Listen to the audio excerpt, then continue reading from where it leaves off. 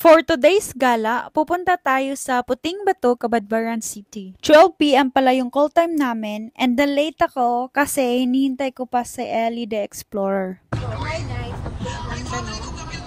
Ang tapos ni Queen Mandawi is 12 PM. Exact. Alas 10, naging-alingon siya, ready na siya, tapos kapit na. So it's 12:46 na, wala pa rin siya. Ibigay ko na talaga yung corona kay Queen. Tignan natin kung what time siya darating. Ito guys coming na daw. It's what time is it? Oh, ayan, 12:29 niya sinabi yan. 12:29 coming daw. Tangina, baka pa yun, nandun pa yun sa Davao eh. Kumakain na kami ng ice dito. Wala pa rin siya.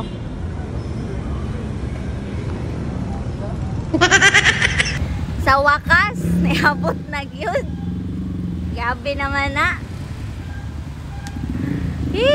O sari oras, be? Una. Una, yawa.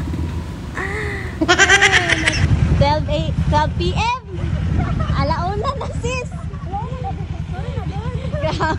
Grabe naman eh. Nagtungo ko ba kay Bagoy, 500cc na. Mga 5 minutes na, mabot. Yawa, 1 hour gapon di. Pinoy yung Queen Mandawi. Hindi siya pwede makano.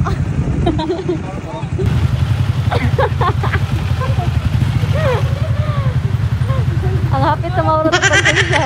Kasama ko pala dito si Queer WW, si Ellie the Explorer, and si Mildred. Dumaan kami dito sa may prutasan para bumili kami ng fruit salad at pagkain na dadalhin namin doon sa pupuntahan namin. 30 to 40 minutes pala ang biyahe from Butuan City to Puting Bato. Depende na sa takbo. Sa sobrang ganda ng tanawin, talagang mag-enjoy ka sa view.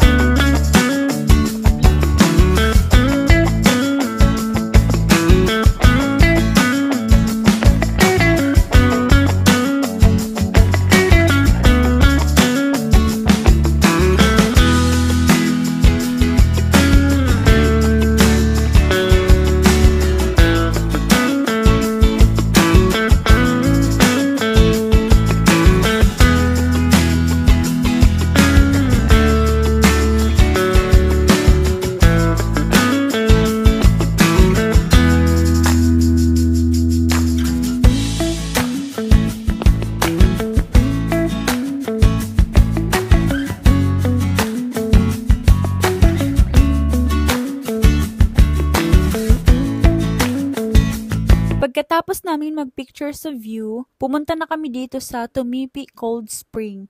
Talaga naman hindi magpapatalo sa ganda, ang linaw ng tubig at ang lamig. Nag-rent kami ng cottage for 200 pesos, no entrance fee, may tindahan na din dito na available, and meron din silang life jackets para sa mga kids and hindi marunong lumangoy. Sobrang solid ng mga tao dito guys, talagang todo suporta sila. Nakakatuwa siya kasi may nakafollow dito sa akin, so may nakakakilala man lang at least. Nag-anak na ako ba?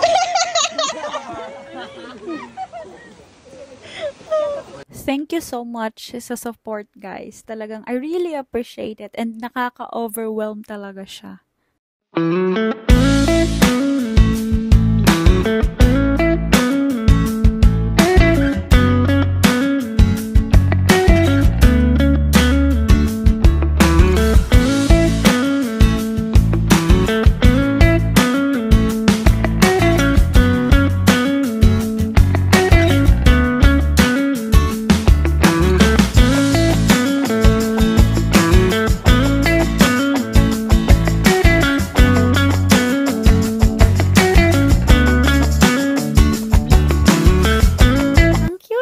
batang ano to, sabi nila, picture daw kami kaso wala silang cellphone. So sabi ko, sige, kunin niyo na lang sa post ko. So ilalagay ko siya sa comment section, kunin niyo na lang dun mga palangga, okay?